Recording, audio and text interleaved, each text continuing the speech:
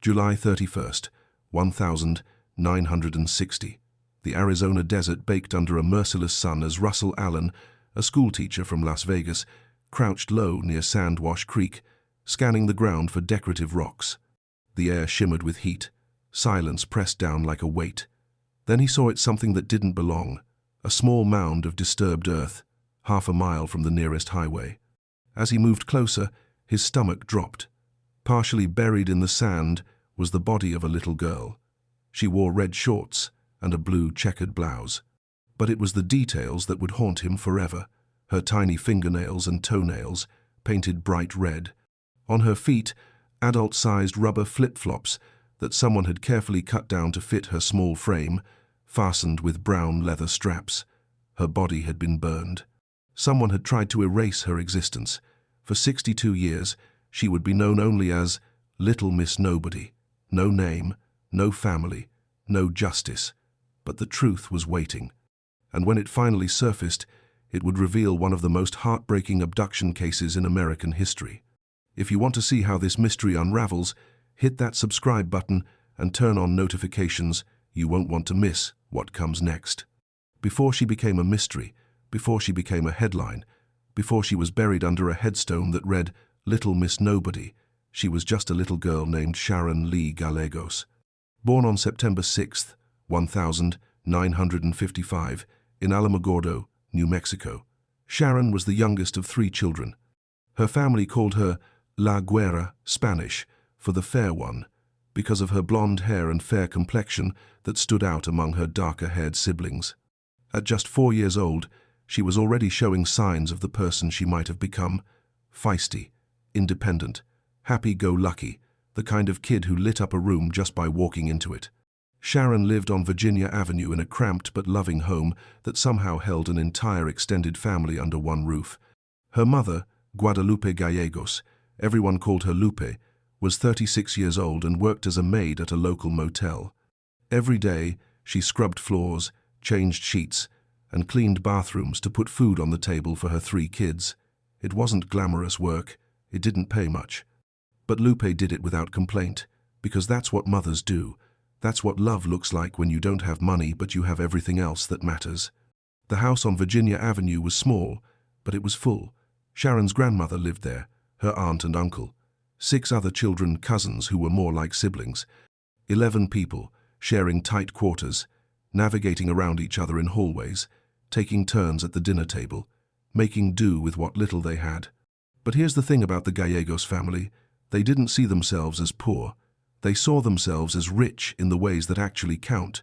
They had each other. Sharon was the baby of the family, and like most youngest children, she soaked up attention like a sponge. She was curious about everything, always asking questions, always underfoot, always wanting to help. Her favorite thing in the world was running errands for her mother, especially trips to the corner grocery store. While other kids her age might whine about chores, Sharon volunteered. She'd practically beg to go. "Let me go, Mama. I can do it." And Lupe would smile, hand her a few coins, and watch her daughter skip down the street with all the confidence of someone 3 times her age. Alamogordo in 1960 was a different world than the one we live in today. It was a small desert town in southern New Mexico, not far from the White Sands missile range. The kind of place where everyone knew everyone, where kids played outside until the streetlights came on, where neighbors looked out for each other, where a 4-year-old walking to the corner store alone didn't seem dangerous, it seemed normal. But even in small towns, evil finds a way in. Sharon's world was simple but full. She didn't have fancy toys or new clothes. She didn't go on vacations or eat at restaurants. But she had a mother who loved her fiercely. She had a grandmother who spoiled her. She had cousins to play with, and a home that, despite its size, always had room for one more person at the table. She had a community that knew her name. She had a future stretching out in front of her birthdays and first days of school, and scraped knees, and inside jokes, and all the tiny, beautiful moments that make up a childhood. She had everything a 4-year-old should have. And then, in the span of a few terrifying minutes, it was all ripped away. But before we get to that moment, before we talk about what was taken from Sharon and her family, We need to understand what was happening in the days leading up to July 21st, 1960. Because this wasn't a random crime. This wasn't a crime of opportunity. Someone had been watching Sharon. Someone had been planning. And the signs were there, hiding in plain sight, waiting for someone to connect the dots. Lupe Gallegos would replay those days over and over in her mind for the rest of her life. The strange car that kept appearing, the questions from the woman at church, her daughter's sudden fear, all the little warnings that didn't make sense until it was too late. She would carry the weight of those missed signals until the day she died, wondering if there was something, anything she could have done differently. But how do you protect your child from a threat you don't even know exists? How do you recognize a predator when they're wearing a smile? Where are you watching from? Drop your location in the comments below. I love seeing where this community reaches. In the summer of 1960, the Gallegos family was about to learn a lesson that no family should ever have to learn. That safety is an illusion. That evil doesn't announce itself. That the people who seem the most harmless can be the most dangerous. And that sometimes the monsters don't hide in the shadows. They drive right up to your house in broad daylight and take what they want. Sharon Lee Gallegos had 4 years on this earth. 4 years of laughter and scraped knees and bedtime stories. 4 years of being loved. 4 years of being someone's whole world. And then she was gone. It started with a car.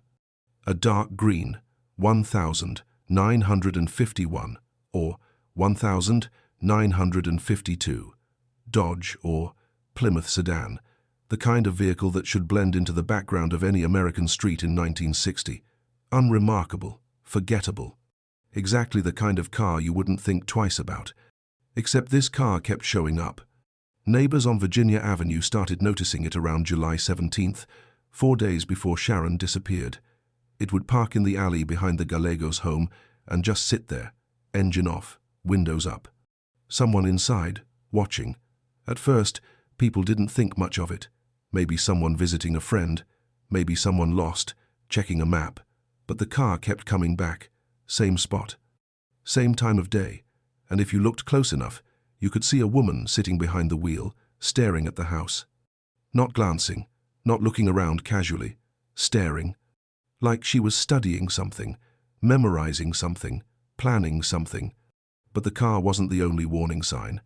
On July 17th, after Sunday church services, a woman approached several members of the congregation. She was heavy-set, with dirty blonde hair and glasses perched on her nose. She had the kind of face that seemed friendly at first, soft features, a warm smile. The kind of person you'd trust to watch your kids or borrow a cup of sugar from. She started asking questions. Casual at first, small talk, then more specific, more invasive. She wanted to know about Guadalupe Gallegos. Where did she live? How many children did she have? What did she do for work? Did she struggle financially? The woman claimed she had a job opportunity for Lupe, said she was looking to hire someone for housework and had heard Lupe was a hard worker, said she wanted to help. People answered her questions. Why wouldn't they? She seemed nice. She seemed genuine. She seemed like someone trying to do a good deed in a community where good deeds mattered. No one realized they were feeding information to a predator. No one realized they were helping someone build a profile, a target, a plan. And here's the thing that makes your skin crawl when you really think about it. This wasn't impulsive. This wasn't some split-second decision made in a moment of madness. This was calculated, methodical. Someone had chosen Sharon. Someone had decided that this 4-year-old girl from this specific family, living in this specific house, was going to be taken. And they spent days, maybe weeks, preparing for it. The green car kept appearing. In the alley, on the street, parked just close enough to watch but far enough to avoid suspicion.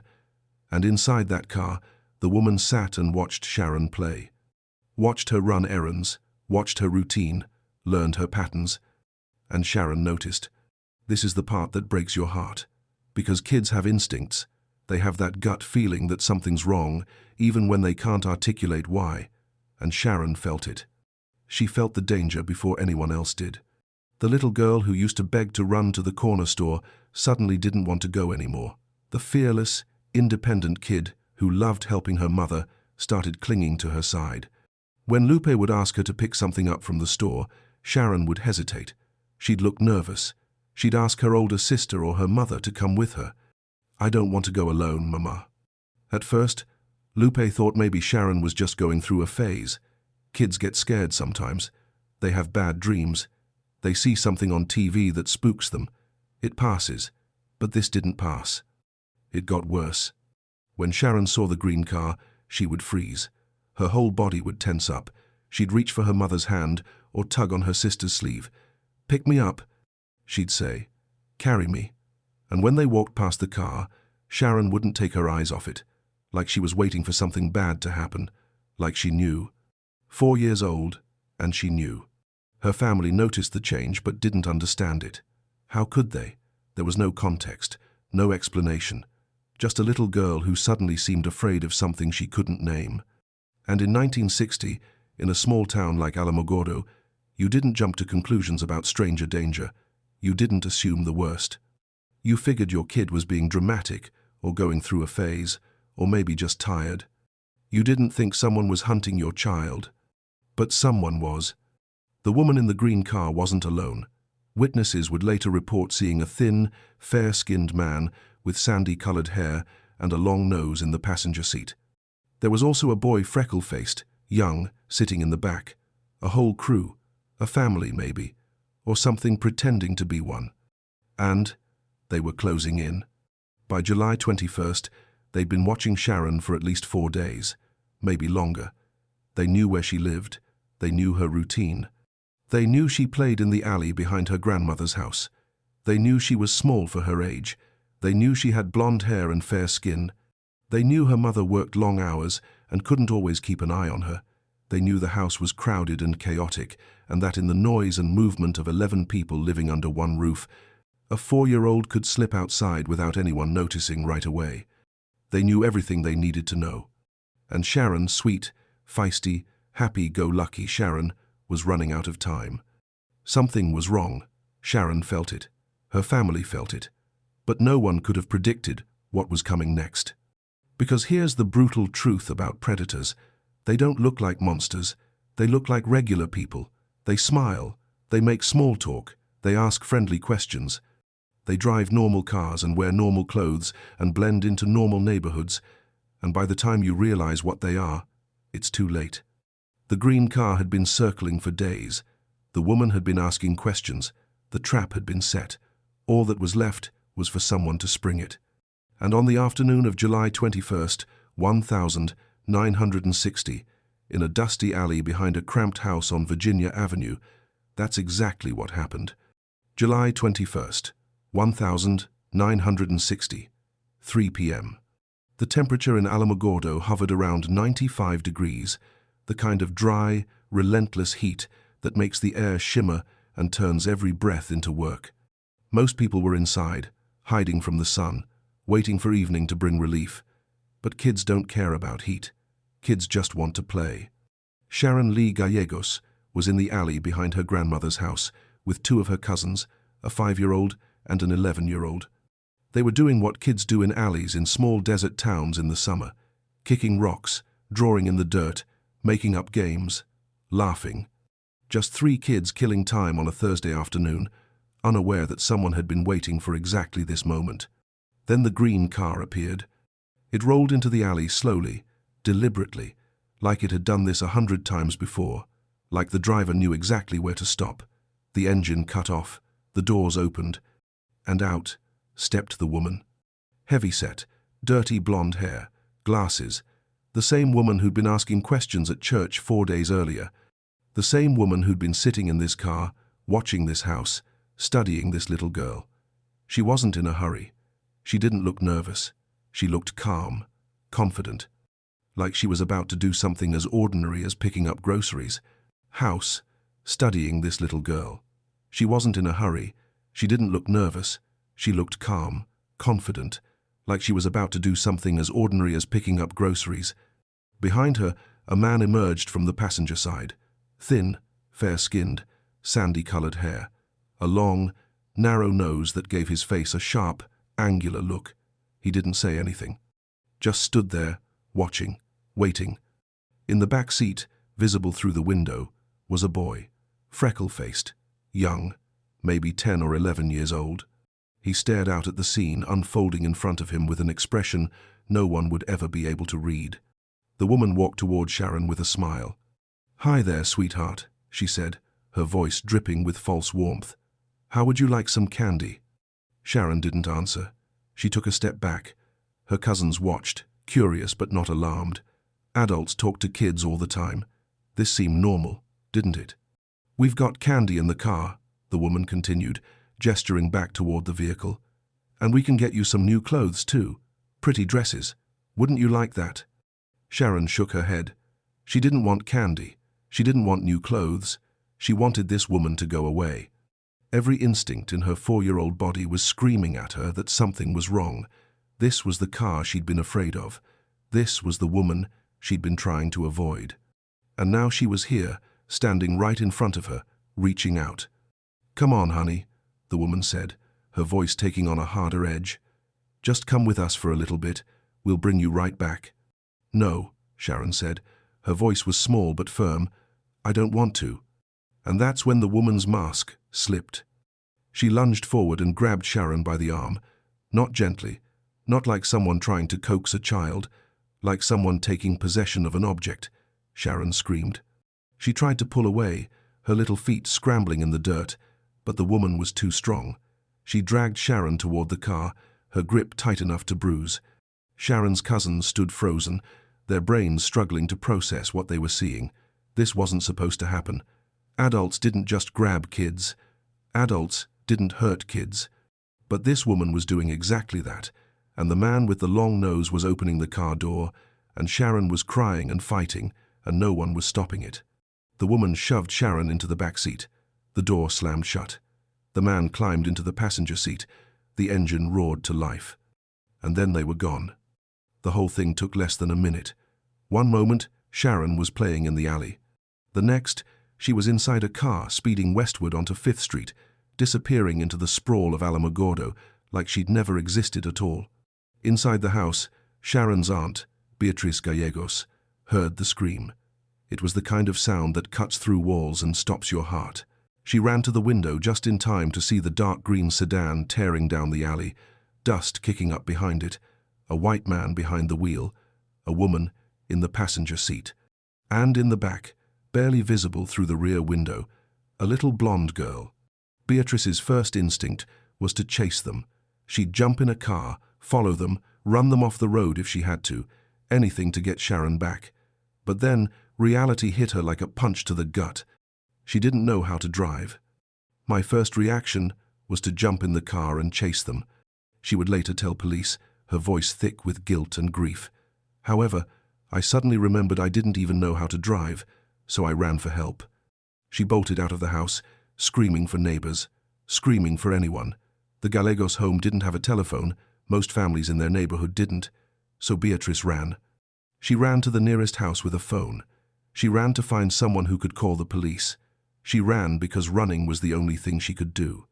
But by the time help arrived, the car was long gone. Sharon's mother, Lupe, was at work when it happened. Someone had to track her down at the motel, pull her aside, and tell her that her baby, her youngest, her La Güera, had been taken. Ripped out of an alley in broad daylight by strangers in a green car. Just gone. Lupe collapsed. Not metaphorically, literally collapsed. Her legs gave out. Her world shattered, because every mother's worst nightmare had just become her reality. If you're finding this story as compelling as I am, hit that like button and make sure you're subscribed. We dive deep into cases like this every week, because these stories matter, these victims matter. Within an hour, police set up roadblocks at the Texas-New Mexico state border. They stopped every vehicle matching the description, dark green Dodge or Plymouth sedan, 1951, or 1952 model. White male driver, heavy-set blonde woman. They checked trunks. They questioned drivers. They searched. But the car never showed up. Whoever took Sharon knew what they were doing. They had a plan. They had a route. They had a head start. And they had a 4-year-old girl who was probably terrified out of her mind, wondering why no one was coming to save her. The FBI joined the investigation within 24 hours. Local police, state police, federal agents, everyone working the same case, chasing the same ghost. They interviewed neighbors. They talked to the kids who witnessed the abduction. They followed up on every tip, every sighting, every rumor. But every lead hit a dead end. Sharon Lee Gallegos had vanished, and the clock was ticking. The first 48 hours after a child goes missing are critical. Every cop knows it. Every FBI agent knows it. Every parent prays they never have to learn it firsthand. For the Gallegos family, those 48 hours felt like 48 years. Within 1 hour of Sharon's abduction, law enforcement mobilized with the kind of urgency reserved for the worst-case scenarios. Roadblocks went up at the Texas-New Mexico state border. Officers stood in the scorching heat, stopping every vehicle that even remotely matched the description. Dark green sedan, 1,951, or 1,952. Dodge or Plymouth, white male driver, heavy-set woman with dirty blonde hair and glasses. They checked license plates. They looked in back seats. They opened trunks. They asked questions. Where are you coming from? Where are you headed? Have you seen a little blonde girl? But the green car never came through, not at the border, not at any checkpoint. It was like it had evaporated into the desert air. The FBI arrived within 24 hours, bringing resources and manpower that the local Alamogordo police department simply didn't have. Special agents fanned out across the city, knocking on doors, interviewing witnesses, following up on tips that poured in from all over New Mexico and West Texas. Someone had to have seen something. A car speeding through town, a little girl crying in a back seat, strangers acting suspicious at a gas station or a diner. But nothing panned out. Every lead turned into a dead end. Every promising tip dissolved into nothing. Investigators quickly ruled out ransom. The Gallegos family had no money. Lupe worked as a maid. They lived 11 people deep in a house that could barely hold 6. There was nothing to extort. No wealthy relatives to shake down. No hidden bank accounts. Whoever took Sharon didn't take her for money. So why did they take her? The prevailing theory among investigators was that the couple was childless, that they'd seen Sharon blonde, fair-skinned, beautiful, and decided they wanted her for themselves. Maybe they couldn't have kids. Maybe they'd lost a child and were trying to replace her. Maybe they were part of some illegal adoption ring. The possibilities were endless, and none of them brought comfort. Because if Sharon had been taken to be someone's daughter, that meant she was still alive. But it also meant she was being held by people who had already proven they were willing to commit violence. People who had stalked a 4-year-old. People who had dragged her into a car while she screamed and fought. What else were they capable of? Lupe Gallegos did what any mother would do. She begged, she pleaded, she made desperate appeals through the local newspapers, hoping that whoever had her daughter might see them, hoping that maybe, just maybe, they'd have a shred of humanity left. "She's my baby and I miss her," Lupe told reporters, her voice breaking. "I love her so very much. I would do anything to have my little girl back." The words were printed in the Alamogordo Daily News. They were read by thousands of people across New Mexico, and they changed nothing. Days turned into a week. The initial flood of tips slowed to a trickle. The media attention started to fade. The FBI agents began shifting resources to other cases, not because they didn't care, not because they'd given up, but because there was nowhere left to look, no evidence, no witnesses beyond the initial abduction, no trail to follow. Sharon's face was on flyers all over town. Her description was broadcast on radio stations. Police departments across the Southwest were on alert. But the green car was gone. The couple was gone. And Sharon was gone with them. Lupe stopped sleeping. She'd lie awake at night, staring at the ceiling, replaying every moment of the days leading up to the abduction. The green car in the alley. The woman at church asking questions. Sharon's fear. Her refusal to go to the store alone. Her begging to be carried past the car. All the signs had been there, and Lupe had missed them. It's the kind of guilt that eats you alive, the kind that whispers in your ear at 3 a.m. that you failed, that you should have known, that you should have protected her, even though there was no way to know, even though she did everything a mother could do, even though the only people responsible for what happened to Sharon were the monsters who took her. But guilt doesn't care about logic. The Gallegos' home became a place of mourning, even though no one would say the words out loud, even though they all held on to hope, even though they told each other that Sharon was coming home. Because hope is all you have when everything else has been taken from you. What time is it where you are? Let me know in the comments. Investigators continued working the case, but the trail had gone cold. They interviewed the cousins who witnessed the abduction over and over, hoping they'd remember some new detail, a license plate number, a bumper sticker, something. But the kids were 5 and 11. They were traumatized, and they'd already told the police everything they knew. The woman at church who'd asked all those questions? No one could find her. No one knew her name. She'd appeared, gathered her intelligence, and vanished. The neighbors who'd seen the green car, they couldn't provide anything more specific than what they'd already said. Dark green, early 1952 model, Dodge or Plymouth, maybe. A woman inside, watching. It wasn't enough. None of it was enough. 10 days after Sharon disappeared, the search was still active. Cops were still following leads. The FBI was still involved. Lupe was still praying. The family was still hoping. But 400 miles away, in the remote Arizona desert near a tiny town called Congress, a schoolteacher was about to stumble onto something that would answer one question and raise 1,000 more. Sharon Lee Gallegos wasn't coming home. She was already gone. July 31st, 1960, 10 days after Sharon vanished. Russell Allen was a schoolteacher from Las Vegas, Nevada, spending part of his summer break exploring the Arizona desert. He wasn't looking for anything in particular, just decorative rocks to add to his collection. The kind of hobby that gets you out of the house, away from the noise, into the quiet vastness of the southwest landscape. He was near Congress, Arizona, a tiny unincorporated community about 60 miles northwest of Phoenix. Population barely breaking 100, the kind of place you pass through on your way to somewhere else. The kind of place where the desert stretches out in every direction, endless and indifferent. Russell was walking along Sandwash Creek bed, half a mile west of Highway 93, when he noticed something that made him stop. A mound of disturbed earth, loose sand piled in a way that didn't look natural. He moved closer, curious at first, then concerned. And then he saw her. Partially buried in the sand was the body of a small child. For a moment, Russell's brain refused to process what he was seeing.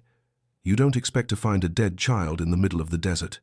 You don't expect to stumble onto a nightmare while looking for rocks on a summer afternoon. But there she was, real, undeniable, devastating. She was wearing red shorts and a blue checkered blouse. The clothes were dirty, stained, but still intact. But it was the other details, the small, specific, haunting details that would stick with Russell Allen for the rest of his life. Her fingernails were painted bright red. Her toenails were painted bright red. On her tiny feet were adult-sized rubber flip-flops that someone had carefully, methodically cut down to fit her. Brown leather straps had been added to keep them on. Someone had taken the time to modify these shoes. Someone had dressed her. Someone had painted her nails. Someone had cared about how she looked. And then they'd killed her. Russell ran back to his car and drove straight to the nearest authorities. Within hours, the Yavapai County Sheriff's Office had descended on the site. Investigators cordoned off the area and began processing the scene with the kind of grim efficiency that comes from years of seeing things no human should have to see. What they found painted a picture that was somehow even more disturbing than the discovery itself. The child's body had been burned. Not completely, whoever did it either. Didn't have enough accelerant or didn't have enough time, but enough to char the skin, enough to attempt to destroy evidence, enough to show that this wasn't just a murder. This was an attempt to erase a human being. Near the body, investigators found a rusted, blood-stained pocket knife, the kind of knife you'd use for camping or fishing or cutting rope, the kind of knife that could also be used to end a life. Tire impressions were visible in the sand. Someone had driven out here, parked, done what they came to do, and left. But here's where it gets even more disturbing. There were 2 sets of footprints leading away from the vehicle toward the burial site. One set belonged to an adult. The other set was smaller, possibly a child's, which meant there was a chance, a horrible, gut-wrenching chance, that this little girl had walked to the place where she would die. Had she known what was about to happen? Had she been told they were going on an adventure? Had she trusted the person leading her into the desert? Or had she been terrified, crying, begging to go home? We'll never know. And maybe that's a mercy. Investigators also found 2 other disturbed areas in the sand nearby, spots where someone had started digging, then stopped, attempted graves. Like whoever buried her had tried twice before settling on the final location, like they were being careful, methodical, making sure they got it right. This wasn't a crime of passion. This wasn't a panicked disposal of a body. This was planned, calculated. Someone had driven this child 400 miles from Alamogordo, New Mexico, to the middle of the Arizona desert. Someone had brought a shovel. Someone had brought accelerant. Someone had brought that pocket knife. Someone had brought her here to die. The autopsy was conducted as quickly as possible, but the desert heat and the 10 days of decomposition had done their damage.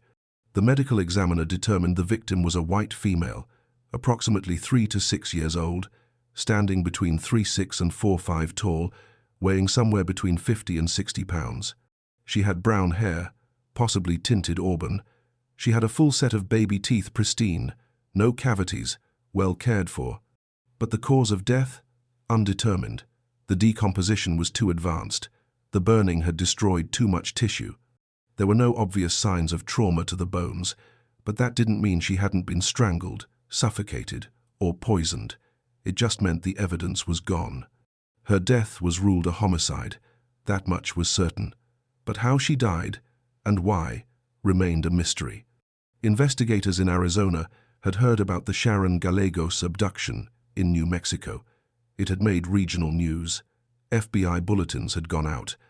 But when they looked at the details, the connection didn't seem to fit. The victim they'd found appeared to be around 7 years old.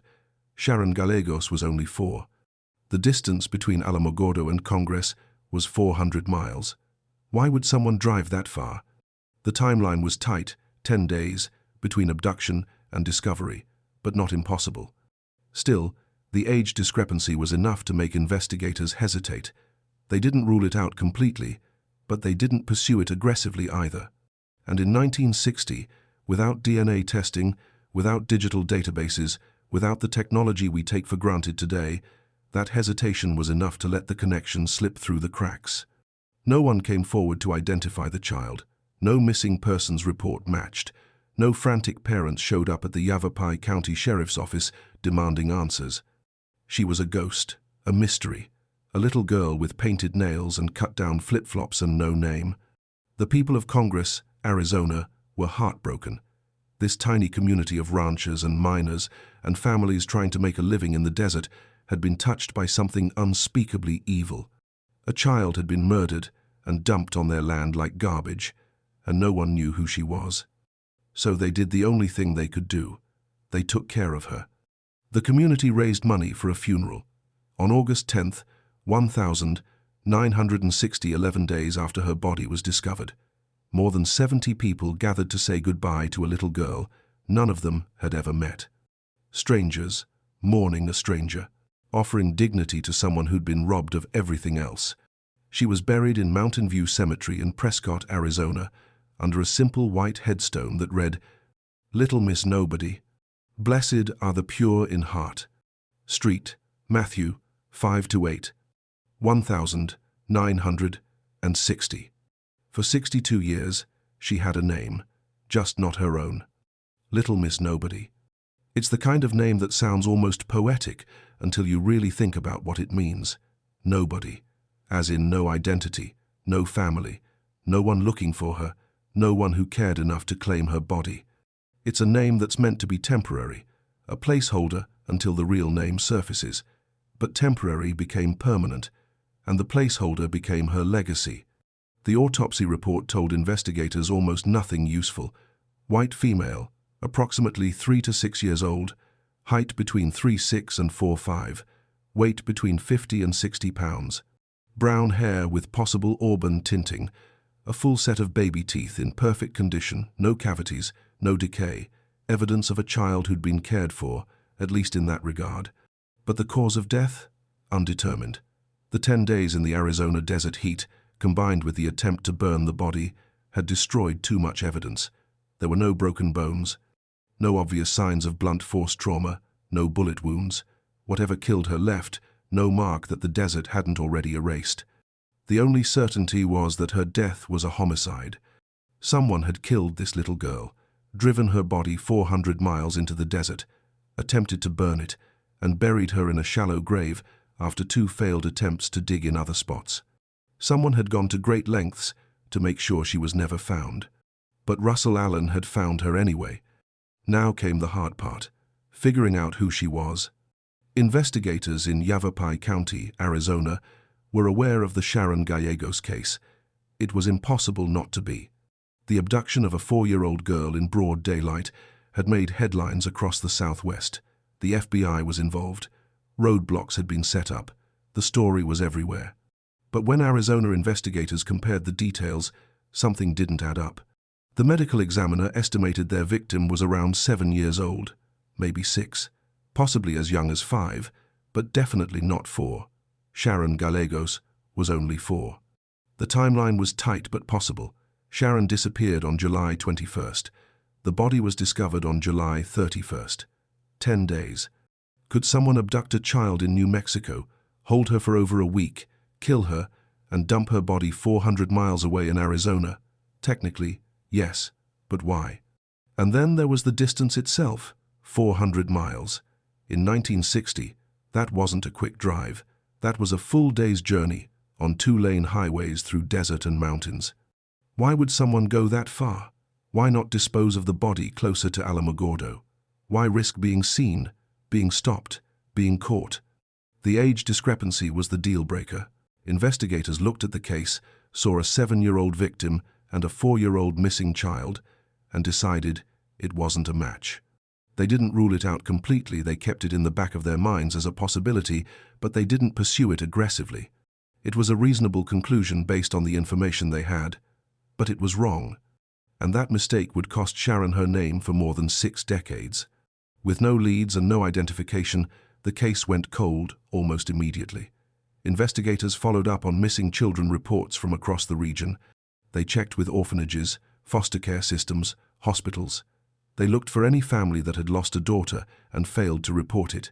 They found nothing. No one was looking for this little girl. Or if they were looking in the wrong place. The people of Congress, Arizona, refused to let her be forgotten. They'd given her a funeral. They'd given her a burial. And now they gave her something else, a community that would remember her. Every year, people would visit her grave, leave flowers, say a prayer, make sure the headstone stayed clean. She became part of the town's history, a tragic mystery that locals would tell newcomers about, the little girl with no name, the child who'd been murdered and dumped in the desert. The case that was never solved. If this story is affecting you the way it's affecting me, share this video. Someone out there might have information. Someone might remember something. These cases need visibility. Over the decades, the case was reopened multiple times. New investigators would take a fresh look, hoping that advances in technology or a new perspective might crack it. But every time, they hit the same wall. No DNA databases to search, no digital records to cross-reference. No way to identify a child whose family had either never reported her missing or had reported her in a different state under circumstances that didn't match. Sharon's family, meanwhile, never stopped wondering.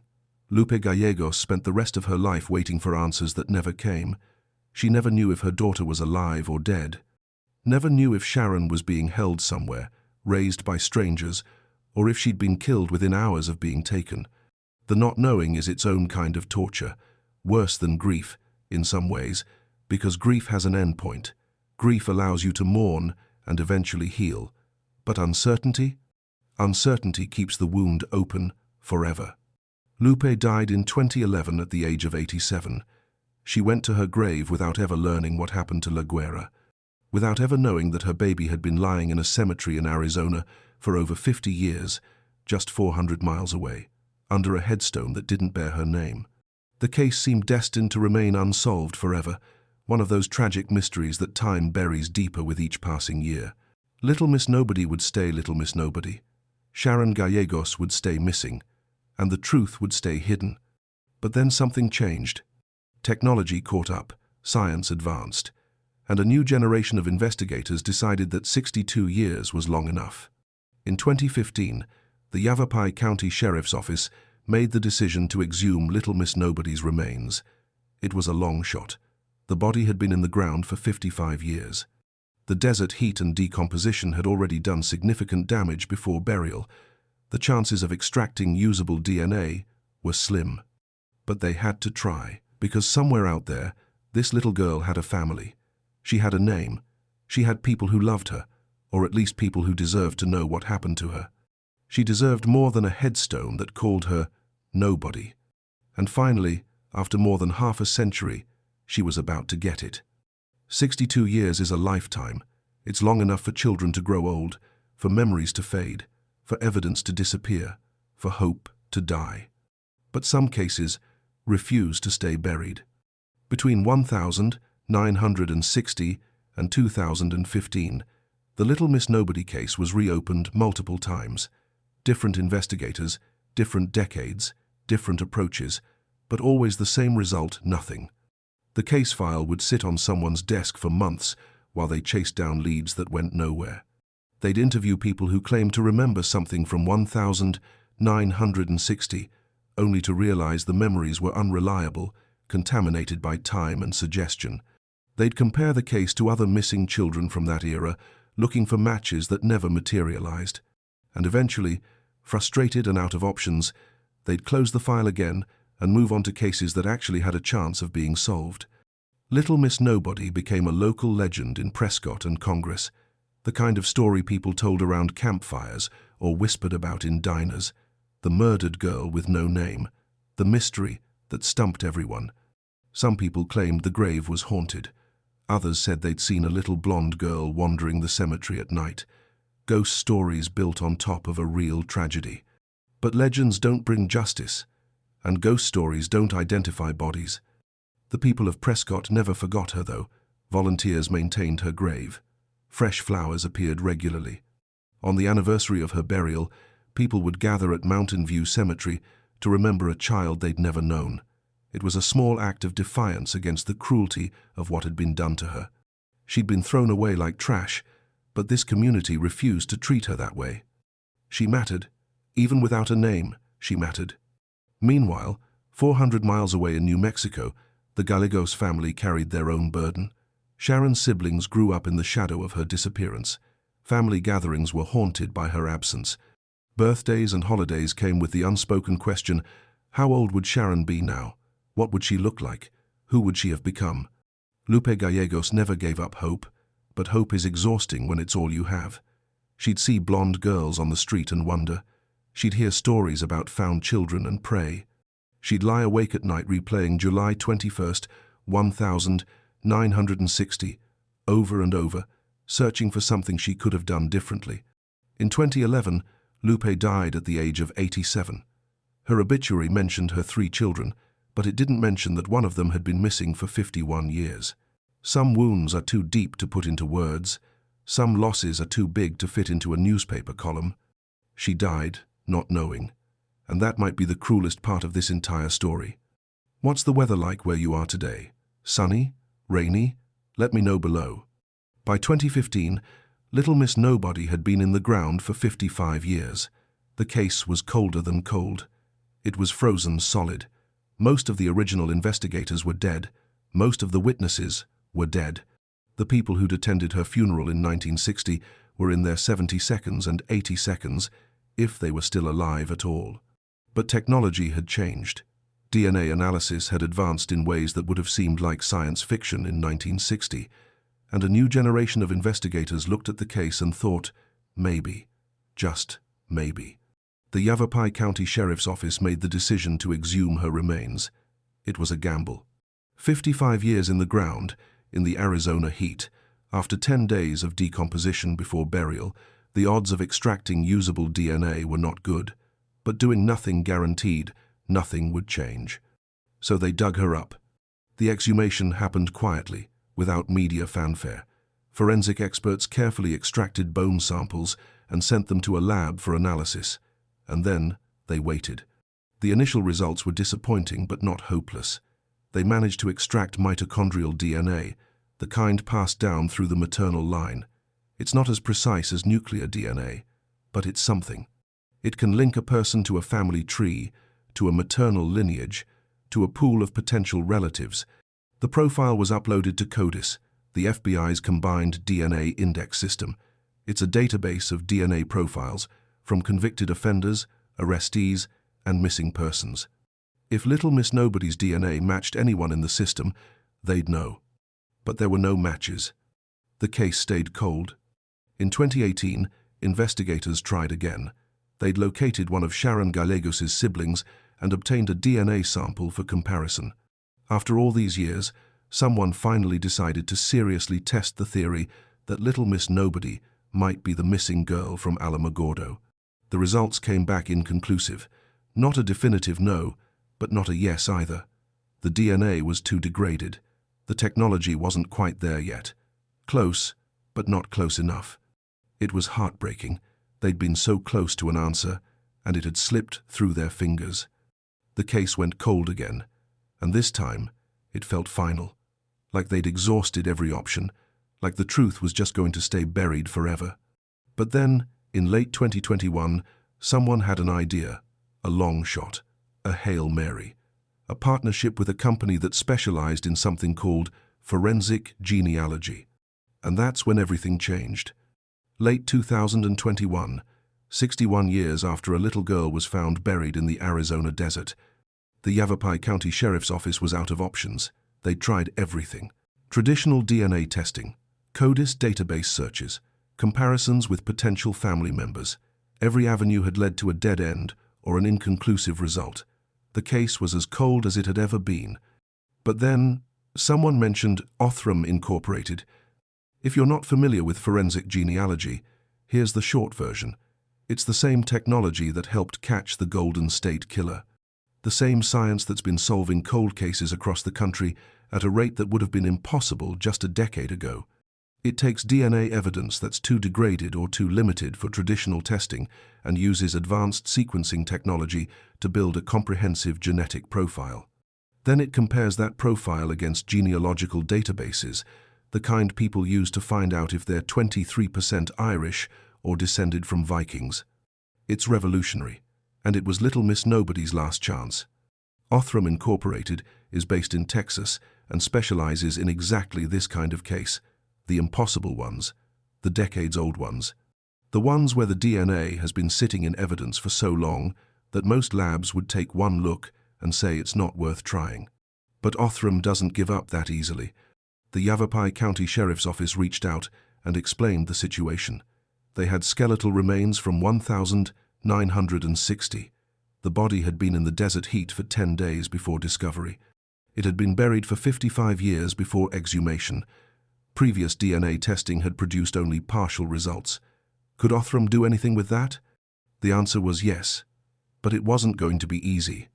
The remains were shipped to Othram's lab, and their scientists got to work. What they were attempting was extraordinarily difficult. DNA degrades over time. Heat accelerates that degradation. Burial in soil introduces contaminants. Every year that passes makes the job harder. But Othram has developed proprietary techniques for extracting and sequencing DNA from even the most compromised samples. They use something called forensic-grade genome sequencing, which is far more sensitive and comprehensive than traditional DNA testing. Where a standard lab might get fragments, Othram can build a complete picture. It took weeks of painstaking work, but they did it. They successfully extracted enough genetic material to build a comprehensive genealogical DNA profile from bones that had been in the ground since 1960. Now came the detective work. Othram's genealogists uploaded the profile to genealogical databases and started building a family tree. Not Little Miss Nobody's tree, they didn't know who she was yet. But they could trace her DNA backward through generations, identifying distant cousins, great-aunts, great-uncles, people who shared segments of her genetic code. It's like working a puzzle backward. You don't have the picture on the box. You just have pieces scattered across a table, and you have to figure out how they fit together. The genealogists worked methodically, following branches of the family tree, eliminating possibilities, narrowing down the pool of potential identities. They were looking for a family that had lost a young girl around 1960, a family with the right geographic connections, a family whose DNA matched the profile they'd built, and then they found it. The Gallegos family. The DNA pointed directly to a maternal lineage that led back to Guadalupe Gallegos of Alamogordo, New Mexico. The same Lupe Gallegos who'd lost her 4-year-old daughter in July 1960. The same family that had been dismissed as a potential match 61 years earlier because of an age discrepancy. But Othram's genealogists didn't stop there. They needed confirmation. They needed to prove beyond any doubt that Little Miss Nobody was Sharon Lee Gallegos. They identified a potential biological sibling, Roberto Juan Gallegos, Sharon's brother. He was still alive, still in New Mexico, still carrying the weight of a sister who'd vanished when he was just a kid. Investigators reached out to Roberto and explained the situation. After all these years, they might finally have answers. They needed a DNA sample, just a cheek swab. A simple test that could solve a 1-year-old mystery. Roberto agreed immediately. Othram used a technique called rapid familial testing, specifically something called kin SNP analysis. It's designed to quickly determine whether 2 DNA samples come from biological siblings. It's fast, it's accurate, and it's definitive.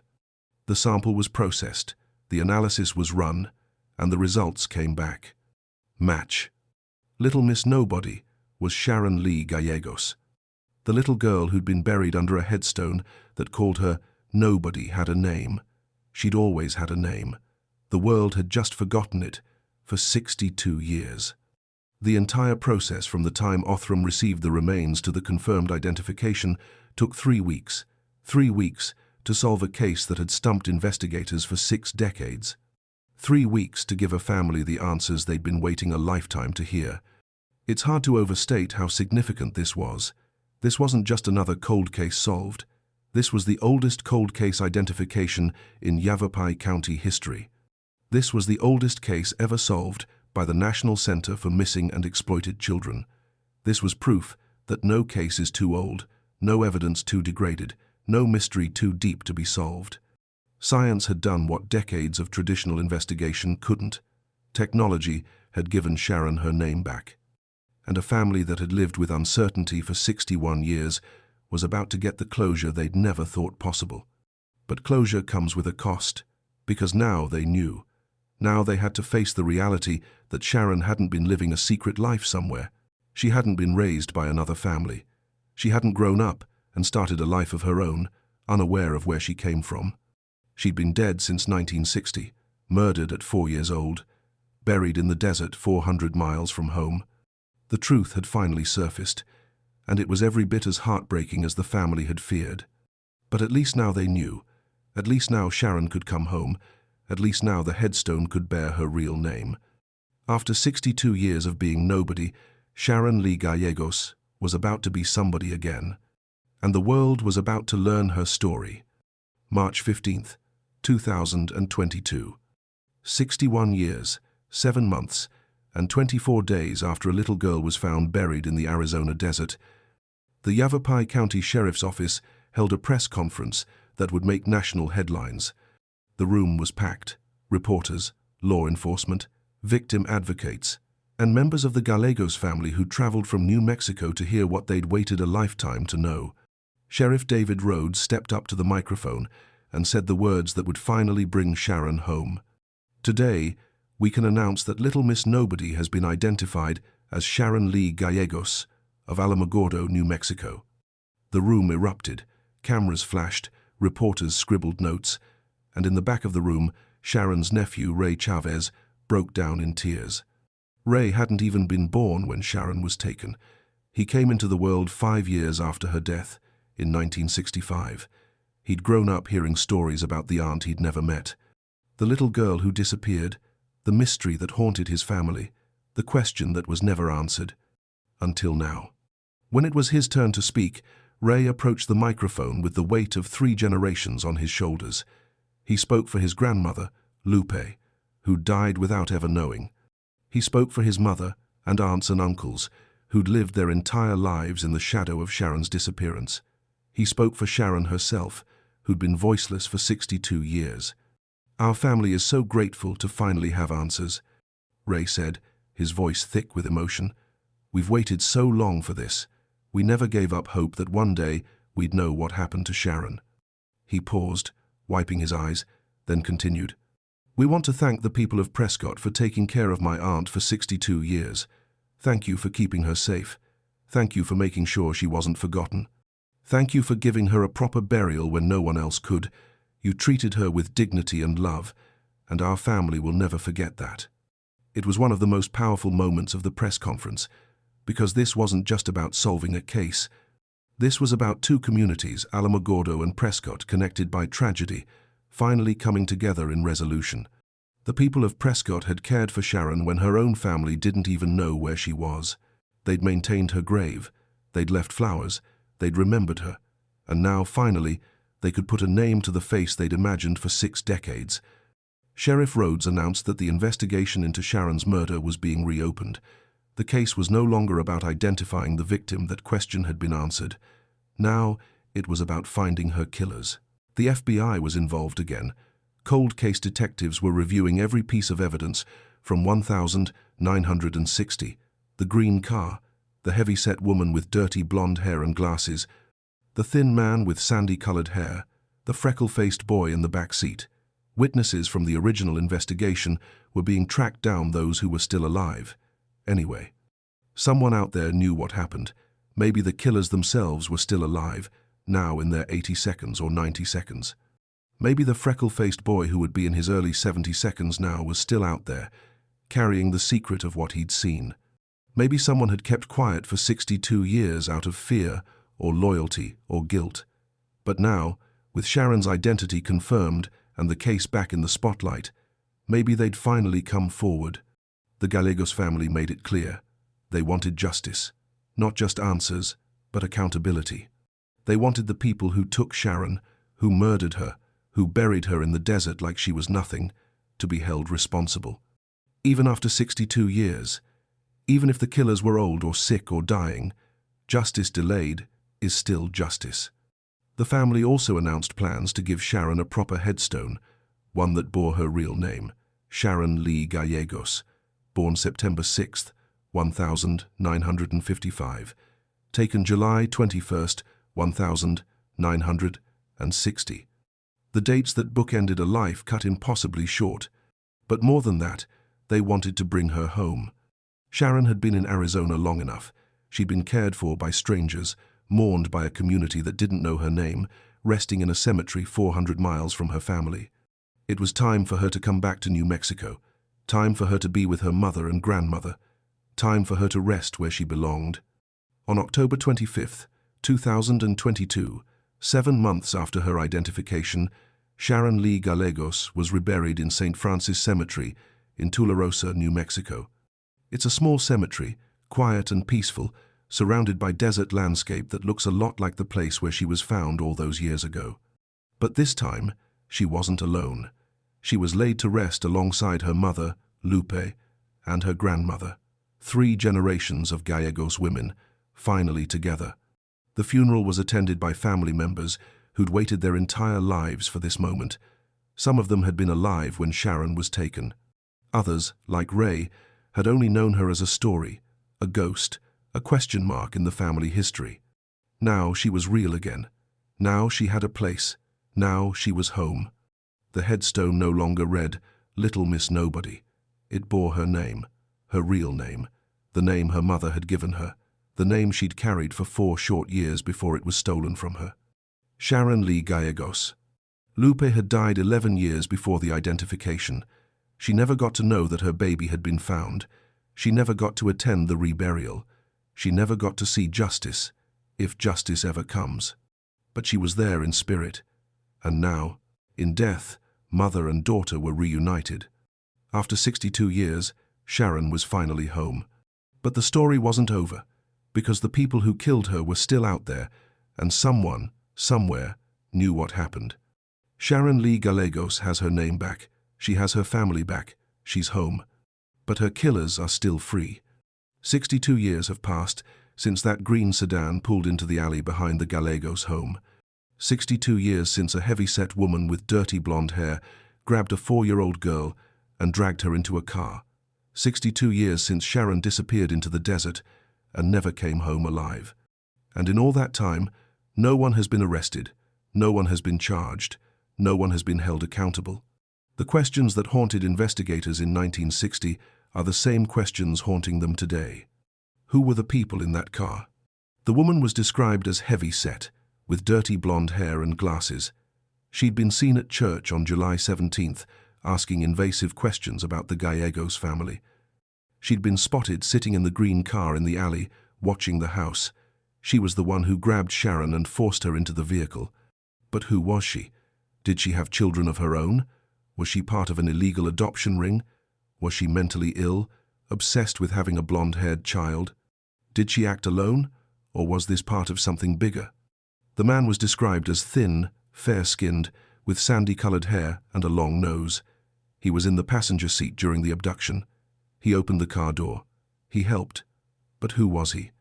The woman's husband? Her brother? A partner in crime? And what role did he play in Sharon's death? And then there's the boy, freckle-faced, young, sitting in the back seat. Witnesses saw him during the abduction. He would have been around 10 or 11 years old in 1960, which means he'd be in his early 70s now. If he's still alive, he knows what happened. He was there. He saw everything. Did he participate? Was he forced to go along? Was he a victim himself, or a witness, or something worse? That boy is the key, because unlike the adults who could be dead by now, there's a real chance he's still out there, still alive, still carrying the memory of what happened in July 1960. And maybe, just maybe, he's ready to talk. But the biggest question of all is the one that keeps investigators up at night. What happened during those 10 days? Sharon was abducted on July 21st. Her body was found on July 31st. 10 days. Where was she during that time? What was done to her? Was she held somewhere? Was she transported immediately to Arizona? Or did they stay in New Mexico for a while before crossing state lines? The painted fingernails and toenails suggest she was kept alive for at least some period of time. Someone took the time to paint a 4-year-old's nails bright red. Someone cut down adult-sized flip-flops to fit her tiny feet and added leather straps to keep them on.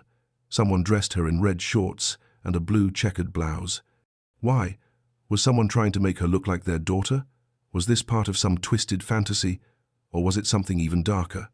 The 2 attempted grave sites in the desert suggest hesitation, uncertainty. Like whoever buried her wasn't sure where to do it, like they were nervous. Like maybe this wasn't something they'd done before. And the footprints, one adult, one possibly a child, suggest Sharon may have walked to the site of her death. Was she told they were going on an adventure? Was she promised something? Or was she terrified, crying, begging to go home? We'll never know what Sharon's final moments were like, and maybe that's a mercy. But someone out there does know. Someone was there, someone participated, someone helped, someone kept the secret. And that someone needs to come forward.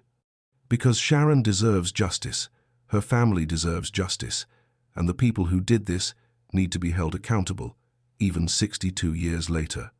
The case is still open, the investigation is still active, and the Yavapai County Sheriff's Office is still asking for the public's help. If you know anything at all, contact them. A tip line is open, anonymous reports are accepted. It's been 62 years, but it's not too late. Sharon Lee Gallegos was 4 years old when her life was stolen from her. 4 years old. She never got to start kindergarten, never learned to ride a bike, never lost her first tooth or made a best friend or had her first crush. She never got to grow up, fall in love, have children of her own. She never got to become the person she was meant to be. All of that was taken from her on a hot July afternoon in 1960 by people who saw a little girl and decided she was theirs to take. For 62 years, she lay in a grave under a headstone that called her nobody. But she was never nobody. She was Sharon. She was Güera. She was Lupe's baby. She was a daughter, a sister, a granddaughter. She was loved, she was missed, she was mourned by a family that never stopped wondering what happened to her. And she was cared for by a community of strangers in Prescott, Arizona, who refused to let her be forgotten. They gave her a funeral when no one else could. They maintained her grave for 6 decades. They made sure she was treated with dignity and respect, even when they didn't know her name. That says something about humanity, about compassion, about the refusal to let a child be erased. In 2022, science gave Sharon her name back. Forensic genealogy accomplished what 61 years of traditional investigation couldn't.